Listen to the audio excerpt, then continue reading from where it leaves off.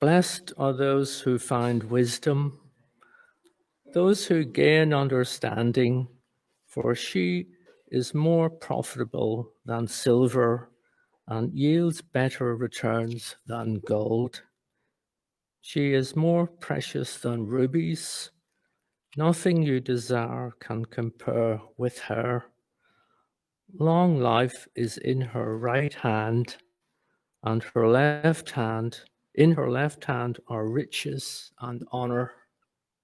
These are pleasant ways, and all her paths are peace.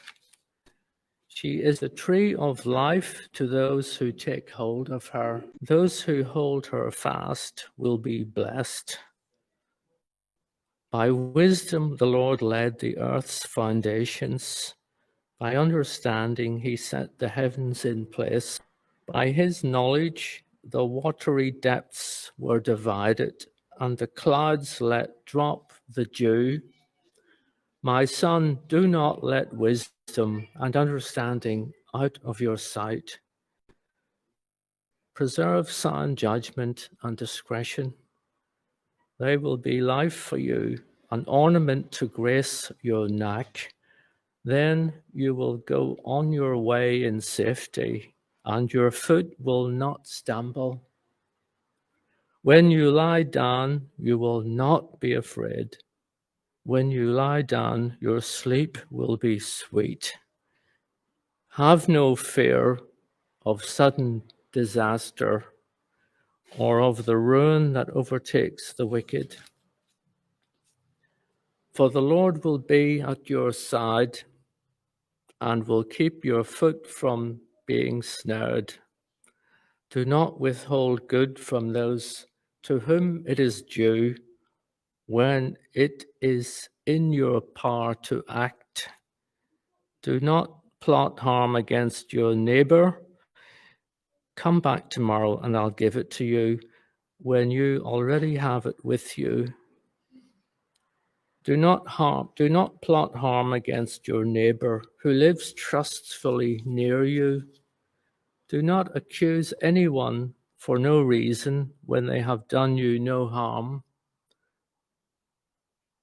Do not envy the violent or choose any of their ways, for the Lord detests the perverse, but takes the upright into his confidence. The Lord's curse is on the house of the wicked, but he blesses the home of the righteous. He mocks proud mockers, but shows favor to the humble and oppressed. The wise inherit honor, but fools get only shame.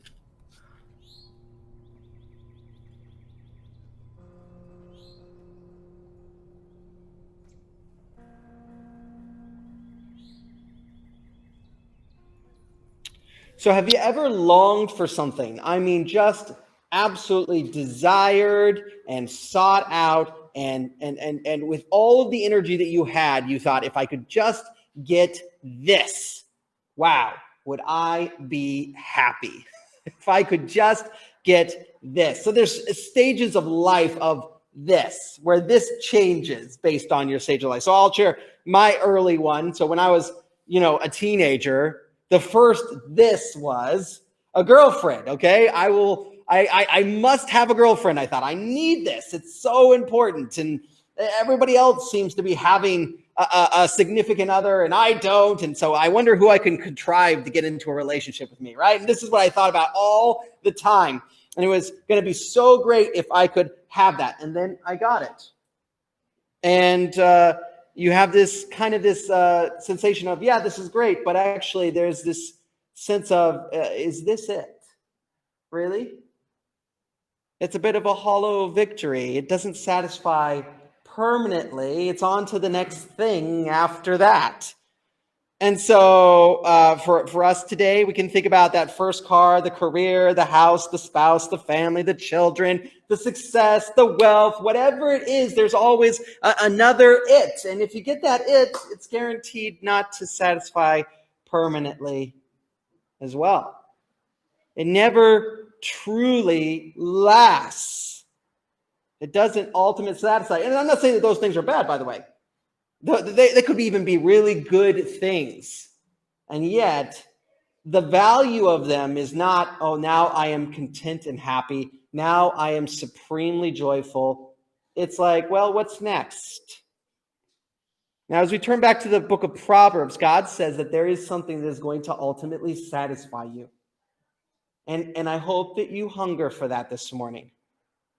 That you're looking not to be just momentarily placated, that you are looking for ultimate joy and satisfaction and meaning in your life. I think we're all looking for that, and yet somehow we think it's about this thing or that thing or the other thing. Just getting one more goal done. It won't satisfy, but there is something that's worth the effort. And so wisdom is worth pursuing. Wisdom is worth pursuing. Its value outshines all else. It alone creates, and it creates us into a situation of lasting peace and joy forever. Okay? Wisdom is worth pursuing.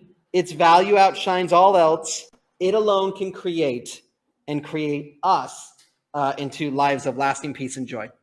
So let's start by thinking about how wisdom's value outshines all other things that we could have, all other goals that we could make. And so we should very much want to get this.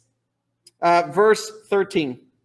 This is chapter 3, book of Proverbs, page 636 of your little green Bibles here. It says this: "Blessed are those who find wisdom, those who gain understanding.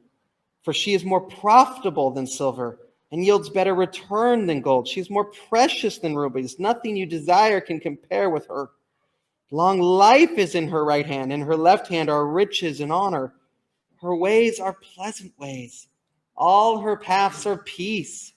She is a tree of life to those who take hold of her. Those who hold her fast will be blessed." So you can hear that word blessed. And let's start with that word and that first expression. Blessed are those, and then it ends on, all those who take her are blessed. Blessed are those, all who take her are blessed. So just that word blessed, it's kind of a Christian term. You're blessed. I mean, what exactly does that mean? It almost means nothing. I mean, it doesn't have a lot of flavor to it. Let me give you a better translation for what that is. You will be truly happy. You will be satisfied permanently. You will come to peace. Happy, very happy, truly happy is the one who finds wisdom. Now, we all want to be content. We all want to be truly, significantly, consistently happy. And here it is that we're getting this wonderful thing. And I want us to think about this. There are people, right, who have lots of these things that we all think we want. They have lots of these things, but you know what? They're miserable in them. They're miserable in them. We can think of A-list celebs, okay? How many A-list celebs this year have decided to end their life? So many. And now when A-list celebs decides to end their life, they don't even put that they committed suicide. It's too embarrassing. So what do they put? They put no foul suspect is claimed for their life. They didn't die of anything unusual, just them taking their own lives. It's just a picture. We can get all of these things. We can get all of these things that we think we want and be miserable in them. We're looking for true satisfaction. We're looking to be blessed. Happy is the one who finds wisdom. You need something more, and here it is. Now, Jesus says, "Blessed are the poor in spirit." Same idea here. Happy, truly happy are the poor in spirit. In fact, if you look down at verse 24 here, 3:24, just jumping. "Then you will go on your way safely. Your foot will not stumble. When you lie down, you'll not be afraid." That's actually not the verse I was looking for. Verse 24, where is it? Happy is the one.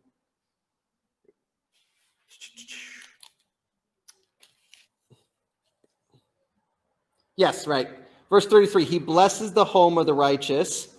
And then he also says,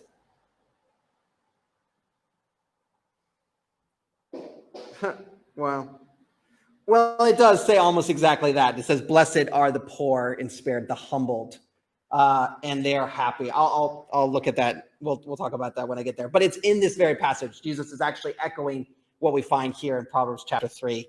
But it's not verse 24. So real happiness is actually tricky. We think that certain things will make us happy, and they don't.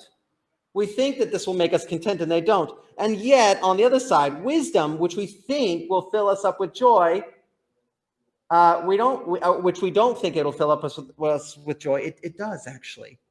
Now, the second thing is it says, blessed are those. And that word those is the word mankind, all people. When God creates the world.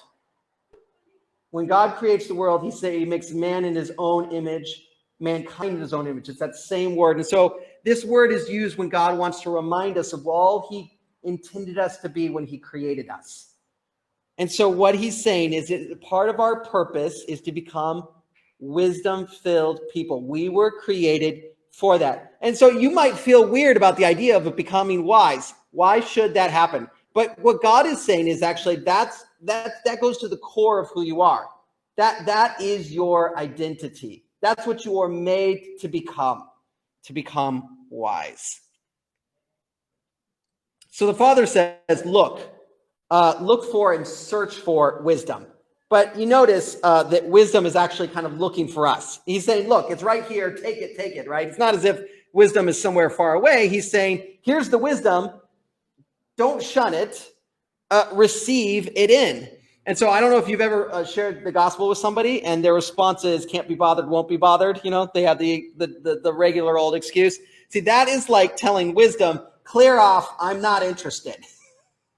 That's sort of, here comes the voice of the Lord knocking on my heart, and I am absolutely not for it. Anything else but that. So wisdom, it comes to you in your moments of your life, and it says, learn me, take me in, surrender to me. And what do we say when it comes? Do we receive it? Do we hear it? And do we take it in? So why would we be receptive to wisdom? It's the very best thing for us. That's what it shows here. It's the very best thing. It's better than silver and gold and jewels. Okay, those are just the top materials of the day. That are mentioned here. There was nothing more precious than those things in that day. And so it's saying wisdom is more precious than any material thing. Life isn't about money, it says. Life is about wisdom. And we imagine that money is going to solve the issues of our life, isn't it? If we think about money and we think if I could have some more of that, then that would make me feel more comfortable. It would help me to pursue life in an easy, casual way, the way I want to. I would flourish in it. But actually, that's all the things that wisdom is supposed to give us. So that we have this deceit in our head. If I can get the gold, then I'll be happy. But wisdom excels. And we're tempted to take God's promise of wisdom, that we can have that, we can take that in. We're tempted to take that and just exchange it for something material. If I can just get this, or if I can just get that thing, then I'll be happy. Actually, what you need is wisdom. And so we should want wisdom. Last point on this first idea. It says that we hold it fast, right? It's a tree of life. Those who take hold of it, those who seize it, they're the ones who are blessed. And those words, take hold of and seize, are not like low-key words. They're like all of your effort sort of words. Taking hold of something, seizing. You can think of it as a tug rope. If you ever done tug rope, you hold on to the rope, you don't let go. That's how you win. Hold on to wisdom like that. Or in America, the bull riding machines. Do we have bull riding machines here? I don't even know if that's a thing. The little bouncing machines that you hold on to. Okay. You don't get on one of those and just say, I'll just put my arms out like this and I think I'll just hold on to it, right? You're going to end up on the ground. You hold on with all of your might to it, and then you get to keep it. That's what God says is to be our reaction towards wisdom. Not just I'll give it a little bit of time, but I'm not letting this go no matter what. And so wisdom is free. It's looking for you. It's immeasurably valuable.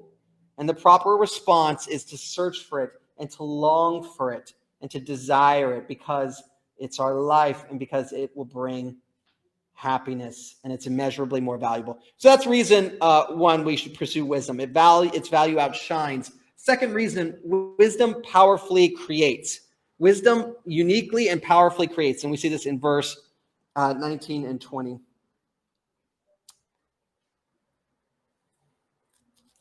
That's why I couldn't find it. I was on the wrong chapter.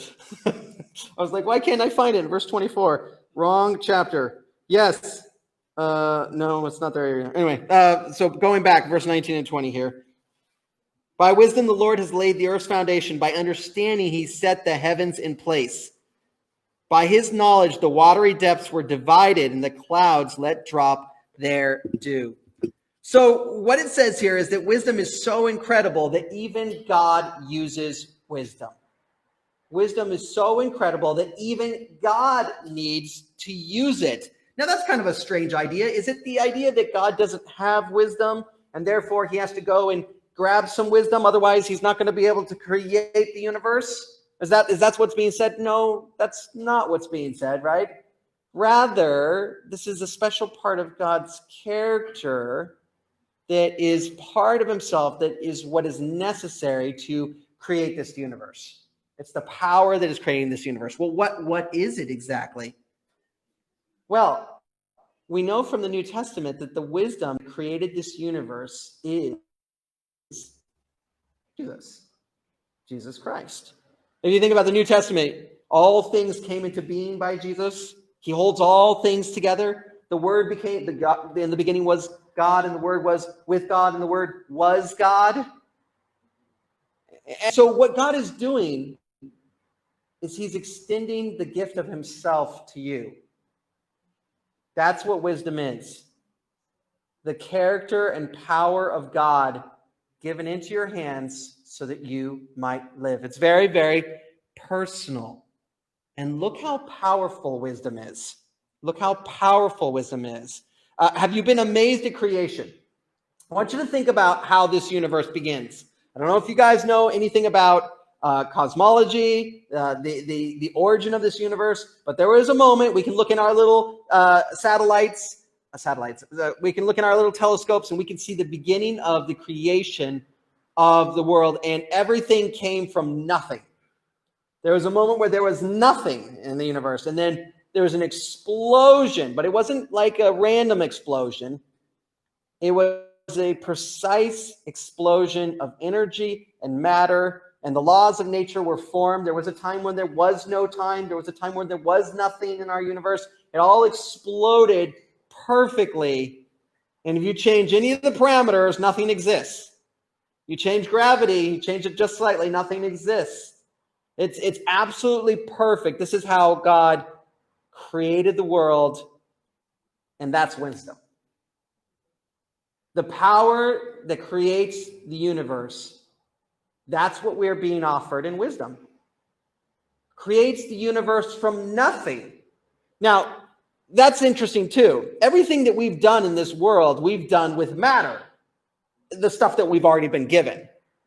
We can't make matter. We don't even know what matter is. Never mind dark matter and antimatter and dark energy. We don't have any idea what these things are.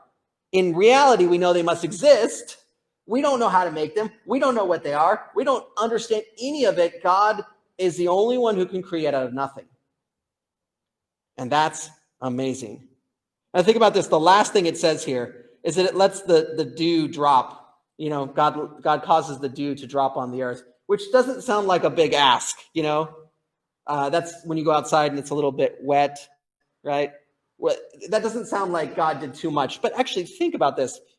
To get a square mile of dew on the earth, there's more than a square mile of dew this morning, a lot more, and condensation. That comes out to nearly 1 billion tons of water picked up from the sea, desalinated, and then dropped in fine little packets on the earth. This is what makes life possible here on earth.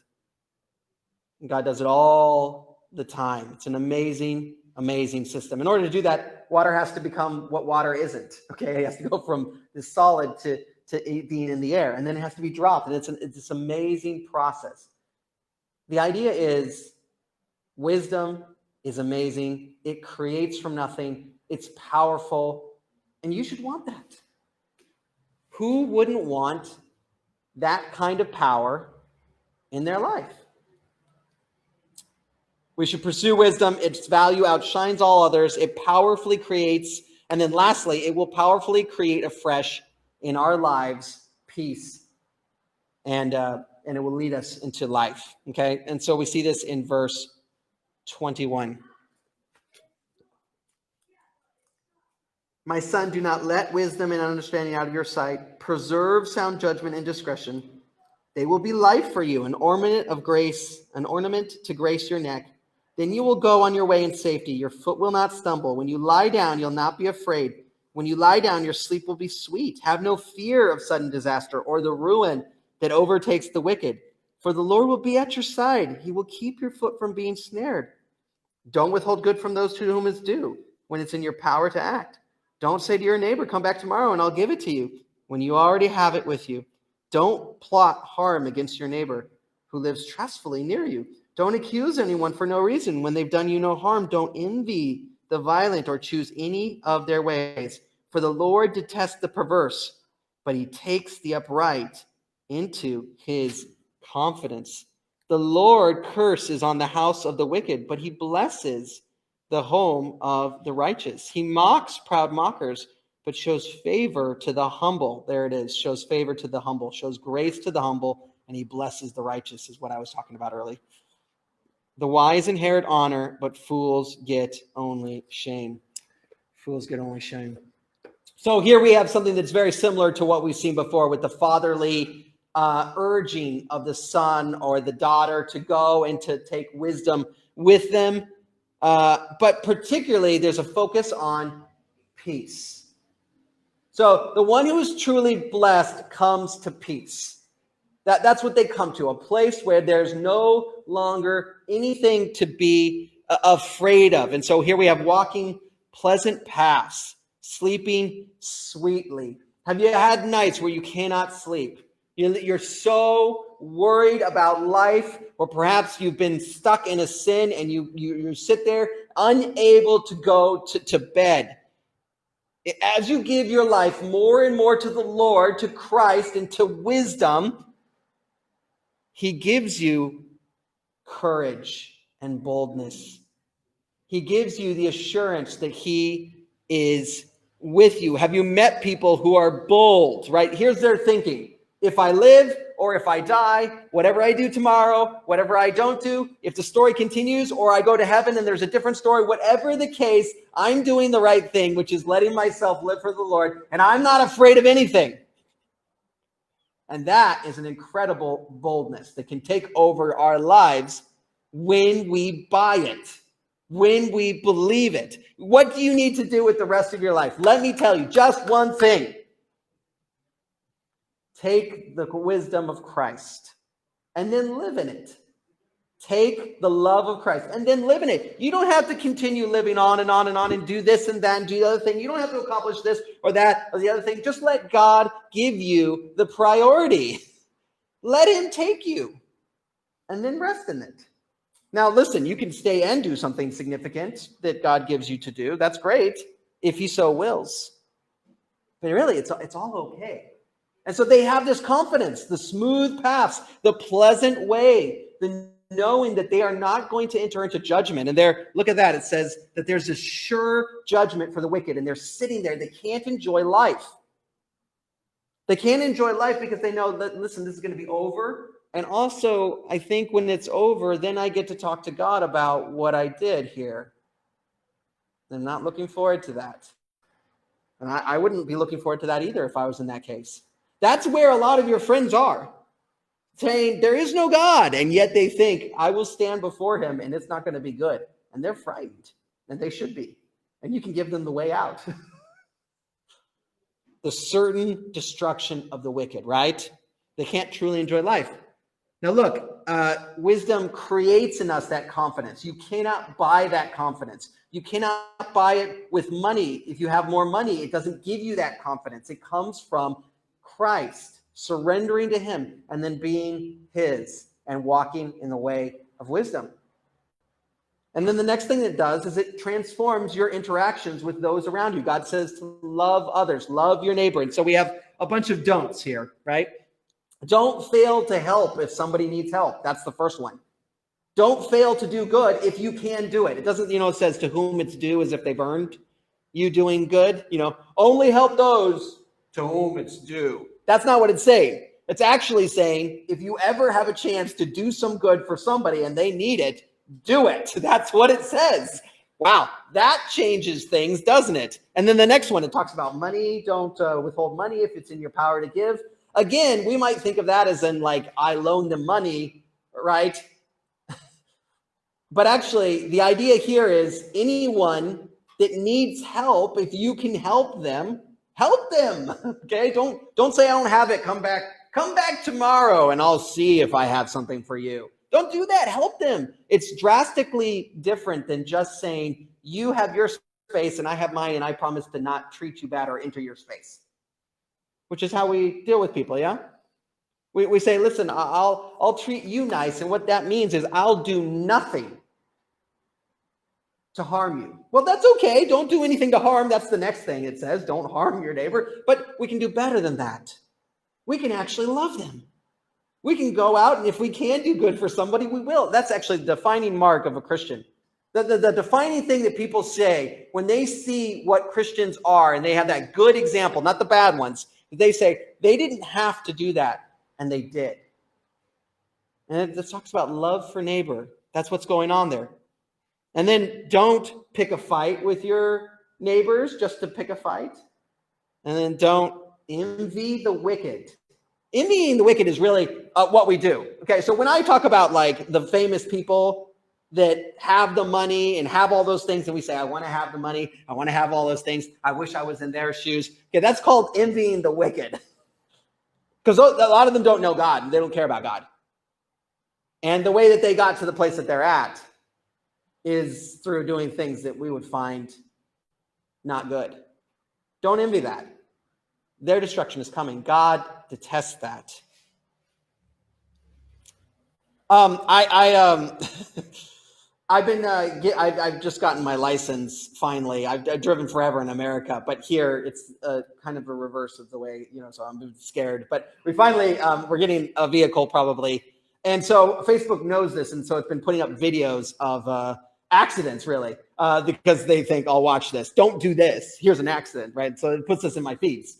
Thank you, Facebook, for watching everything I do. Anyway, the accidents are interesting because it's people have cameras on their cars. And one thing I noticed is that nobody ever stops. Seeing this wreck in front of them, and they just drive around, and that's it. They just, off they go. They don't even stop. God is calling us to bring that powerful wisdom of love that he's given us and to give it out to other people. And it changes our life. It changes and it creates freshly in us. Now, lastly here, it creates lasting peace. So it says here that we are brought into God's inner confidence. We become one of God's close friends that he tells everything to. And then on the other side, what we hear with the wicked, right? God detests, that means it's distasteful what they're doing. He hates it. He curses the house of the wicked. That means that house is not going to continue on. He leaves behind progressively those who are doing things that are not wise. And the mockers who mock him, he mocks them. So people are allowed to thumb their nose at God. God is going to thumb his nose at you.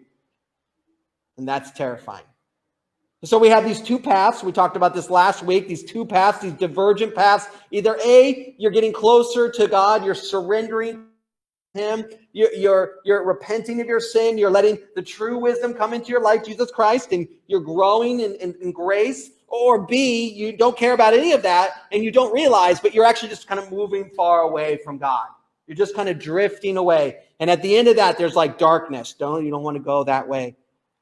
But for those who trust in the Lord, They get closer and closer to God until finally they're with him forever.